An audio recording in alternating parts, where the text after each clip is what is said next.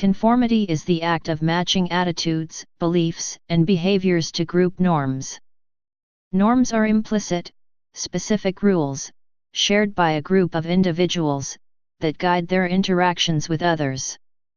This tendency to conform occurs in small groups and/or society as a whole, and may result from subtle unconscious influences, or direct and overt social pressure. Conformity can occur in the presence of others, or when an individual is alone. For example, people tend to follow social norms when eating or watching television, even when alone. People often conform from a desire for security within a group, typically a group of a similar age, culture, religion, or educational status. This is often referred to as groupthink, a pattern of thought characterized by self-deception, forced manufacture of consent, and conformity to group values and ethics, which ignores realistic appraisal of other courses of action. Unwillingness to conform carries the risk of social rejection. Conformity is often associated with adolescence and youth culture, but strongly affects humans of all ages.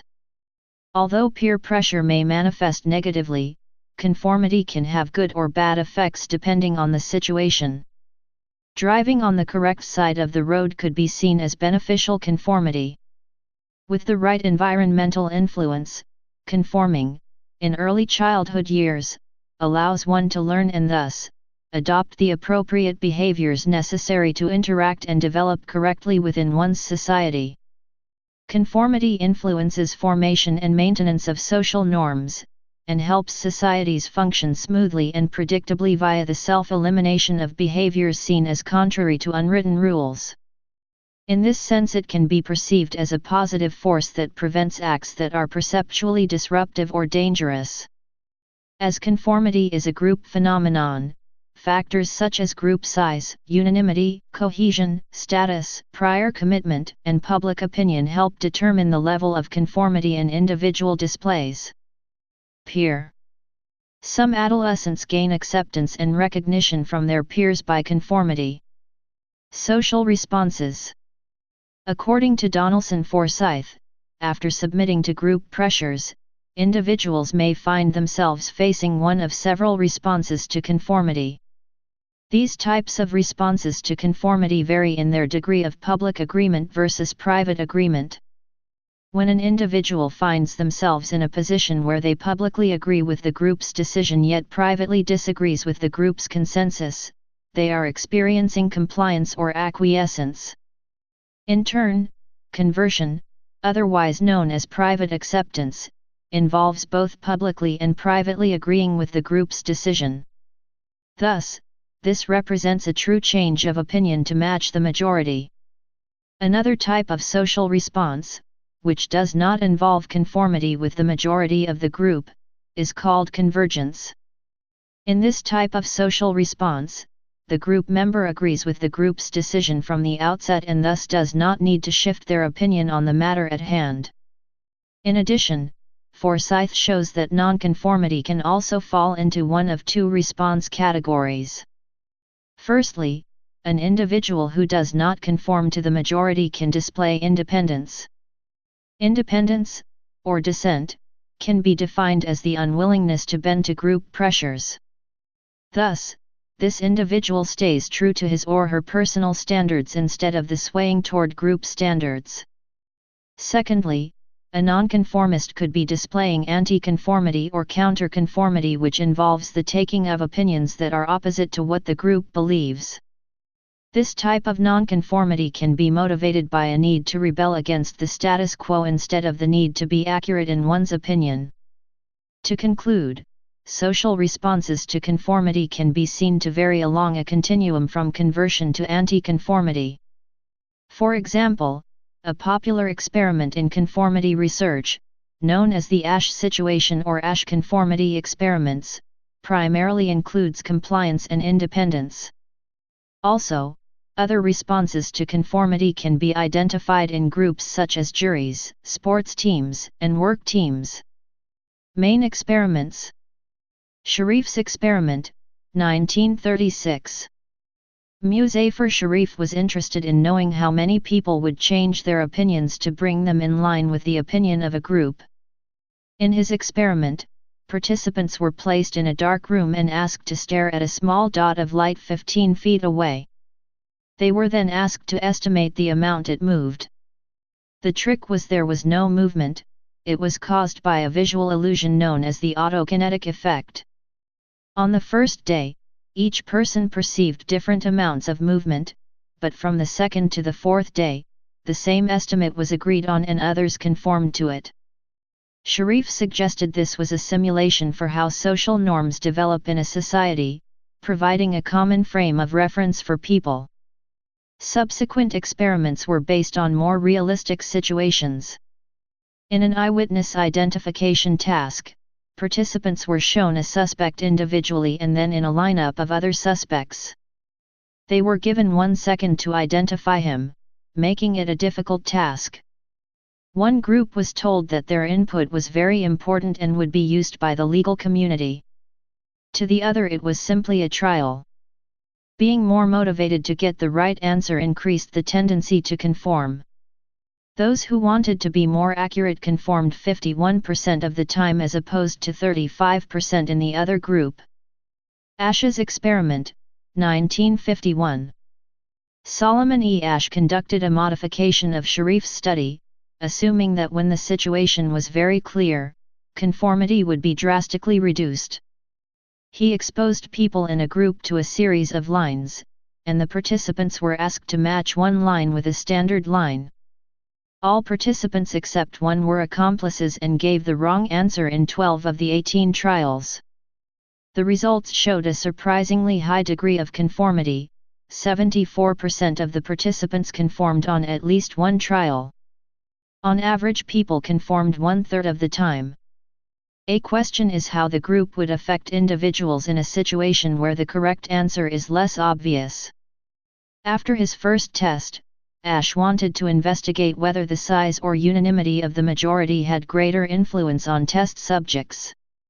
Which aspect of the influence of a majority is more important, the size of the majority or its unanimity? The experiment was modified to examine this question. In one series the size of the opposition was varied from 1 to 15 persons. The results clearly showed that as more people opposed the subject became more likely to conform. However, the increasing majority was only influential up to a point. From 3 or more opponents, there is more than 30% of conformity. Varieties. Harvard psychologist Herbert Kellman identified 3 major types of conformity. Compliance is public conformity, while possibly keeping one's own original beliefs for yourself. Compliance is motivated by the need for approval and the fear of being rejected. Identification is conforming to someone who is liked and respected, such as a celebrity or a favorite uncle. This can be motivated by the attractiveness of the source, and this is a deeper type of conformism than compliance. Internalization is accepting the belief or behavior and conforming both publicly and privately, if the source is credible. It is the deepest influence on people and it will affect them for a long time. Although Kellman's distinction has been influential, research in social psychology has focused primarily on 2 varieties of conformity. These are informational conformity, or informational social influence, and normative conformity, also called normative social influence. In Kellman's terminology, these correspond to internalization and compliance, respectively. There are naturally more than 2 or 3 variables in society influential on human psychology and conformity. The notion of varieties of conformity based upon social influence is ambiguous and indefinable in this context. For Deutsch and Gerard, 1955, conformity results from a motivational conflict between the fear of being socially rejected and the wish to say what we think is correct, that leads to the normative influence, and a cognitive conflict, others create doubts in what we think, which leads to the informational influence. Informational influence. Informational social influence occurs when one turns to the members of one's group to obtain and accept accurate information about reality. A person is most likely to use informational social influence in certain situations. When a situation is ambiguous, people become uncertain about what to do and they are more likely to depend on others for the answer, and during a crisis when immediate action is necessary, in spite of panic. Looking to other people can help ease fears, but unfortunately they are not always right. The more knowledgeable a person is, the more valuable they are as a resource. Thus people often turn to experts for help. But once again people must be careful, as experts can make mistakes too. Informational social influence often results in internalization or private acceptance, where a person genuinely believes that the information is right. Normative influence. Normative social influence occurs when one conforms to be liked or accepted by the members of the group. This need of social approval and acceptance is part of our state of humans. In addition to this, we know that when people do not conform with their group and therefore are deviants, they are less liked and even punished by the group. Normative influence usually results in public compliance, doing or saying something without believing in it. The experiment of Ash in 1951 is one example of normative influence. In a reinterpretation of the original data from these experiments, Hodges and Geyer, 2006, found that Ash's subjects were not so conformist after all. The experiments provide powerful evidence for people's tendency to tell the truth even when others do not. They also provide compelling evidence of people's concern for others and their views. By closely examining the situation in which Ash's subjects find themselves, they find that the situation places multiple demands on participants. They include truth, i.e., expressing one's own view accurately, trust, i.e., taking seriously the value of others' claims, and social solidarity, i.e., a commitment to integrate the views of self and others without deprecating either. In addition to these epistemic values, there are multiple moral claims as well. These include the need for participants to care for the integrity and well-being of other participants, the experimenter, themselves, and the worth of scientific research. Deutsch and Gerard, 1955, designed different situations that variate from Ash experiment and found that when participants were writing their answer privately, they were giving the correct one. Normative influence, a function of social impact theory, has three components. The number of people in the group has a surprising effect. As the number increases, each person has less of an impact. A group's strength is how important the group is to a person. Groups we value generally have more social influence. Immediacy is how close the group is in time and space when the influence is taking place. Psychologists have constructed a mathematical model using these three factors and are able to predict the amount of conformity that occurs with some degree of accuracy. Barron and his colleagues conducted a second eyewitness study that focused on normative influence. In this version, the task was easier. Each participant had 5 seconds to look at a slide instead of just 1 second. Once again, there were both high and low motives to be accurate, but the results were the reverse of the first study. The low motivation group conformed 33% of the time, similar to Ash's findings. The high motivation group conformed less at 16%. These results show that when accuracy is not very important, it is better to get the wrong answer than to risk social disapproval. An experiment using procedures similar to Ash's found that there was significantly less conformity in 6-person groups of friends as compared to 6-person groups of strangers. Because friends already know and accept each other, there may be less normative pressure to conform in some situations. Field studies on cigarette and alcohol abuse, however, generally demonstrate evidence of friends exerting normative social influence on each other. Minority influence. Although conformity generally leads individuals to think and act more like groups, individuals are occasionally able to reverse this tendency and change the people around them. This is known as minority influence, a special case of informational influence. Minority influence is most likely when people can make a clear and consistent case for their point of view. If the minority fluctuates and shows uncertainty, the chance of influence is small. However, a minority that makes a strong, convincing case increases the probability of changing the majority's beliefs and behaviors. Minority members who are perceived as experts, are high in status, or have benefited the group in the past are also more likely to succeed. Another form of minority influence can sometimes override conformity effects and lead to unhealthy group dynamics. A 2007 review of 24 studies by the University of Washington found that a single bad apple, an inconsiderate or negligent group member, can substantially increase conflicts and reduce performance in work groups. Bad apples often create a negative emotional climate that interferes with healthy group functioning. They can be avoided by careful selection procedures and managed by reassigning them to positions that require less social interaction. Specific predictors. Culture.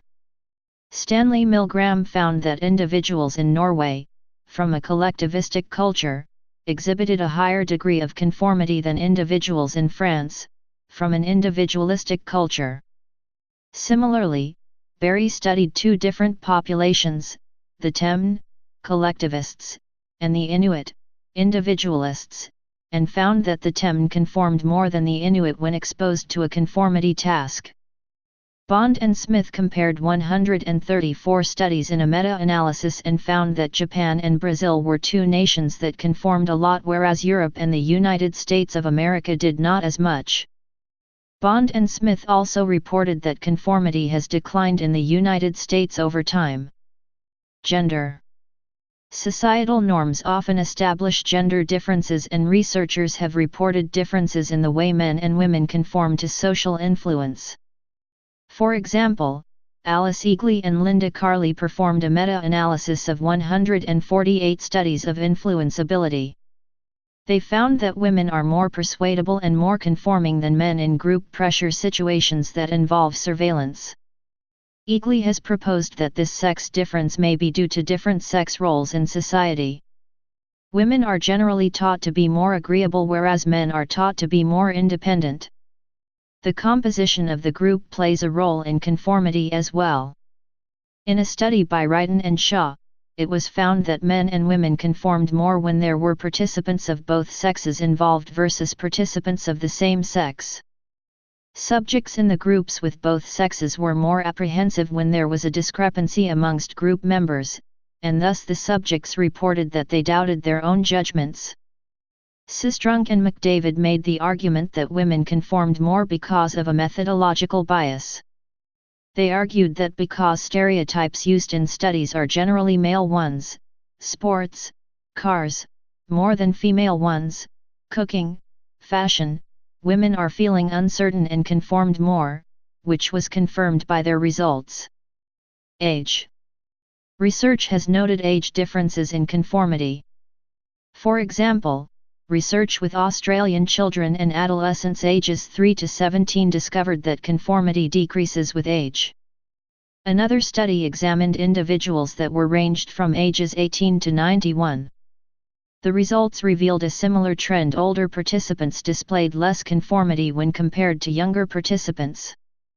In the same way that gender has been viewed as corresponding to status, age has also been argued to have status implications. Berger, Rosenholtz, and Zeldich suggest that age as a status role can be observed among college students.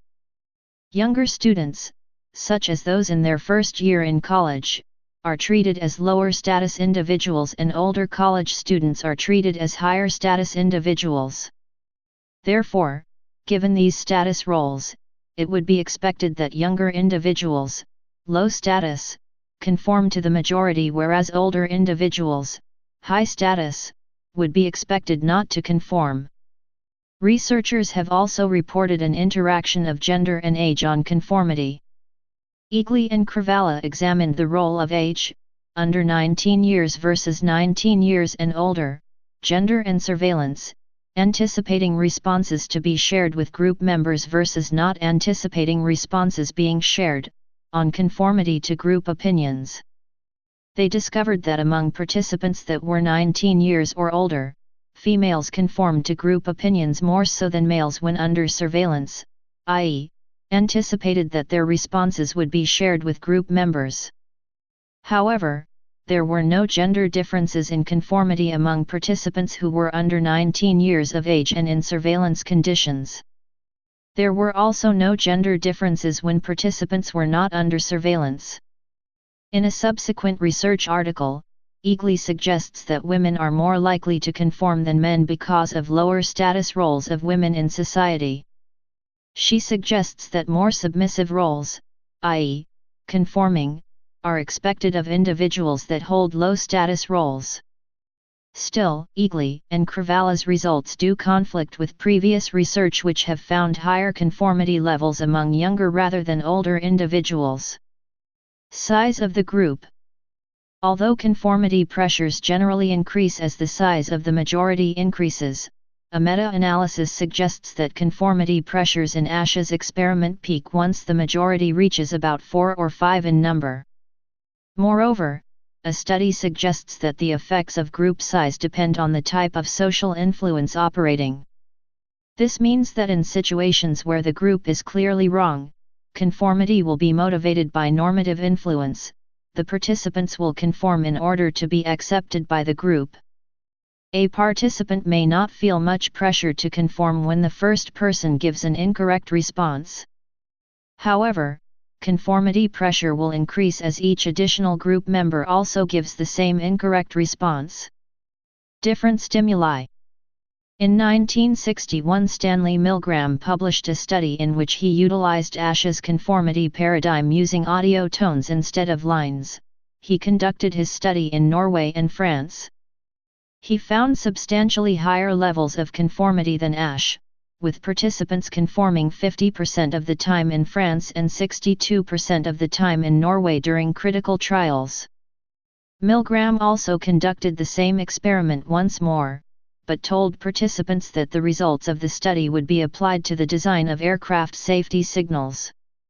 His conformity estimates were 56% in Norway and 46% in France, suggesting that individuals conformed slightly less when the task was linked to an important issue.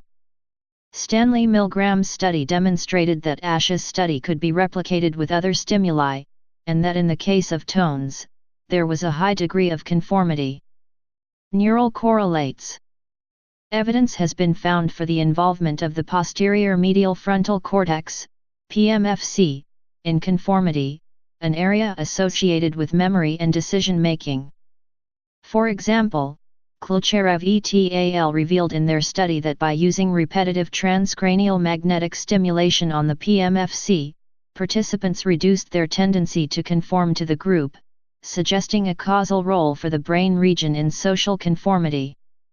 In another study, the MPFC was linked to normative social influence, whilst the activity in the caudate was regarded as an index of informational influence. The amygdala and hippocampus have also been found to be recruited when individuals participated in a social manipulation experiment involving long-term memory. Several other areas have further been suggested to play a role in conformity, including the insula, the temporoparietal junction, the ventral striatum, and the anterior and posterior cingulate cortices. More recent work stresses the role of orbitofrontal cortex, OFC, in conformity not only at the time of social influence, but also later on, when participants are given an opportunity to conform by selecting an action. In particular, Charpentier et al. Found that the OFC mirrors the exposure to social influence at a subsequent time point, when a decision is being made without the social influence being present. The tendency to conform has also been observed in the structure of the OFC, with a greater gray matter volume in high conformers. Please subscribe and thanks for watching.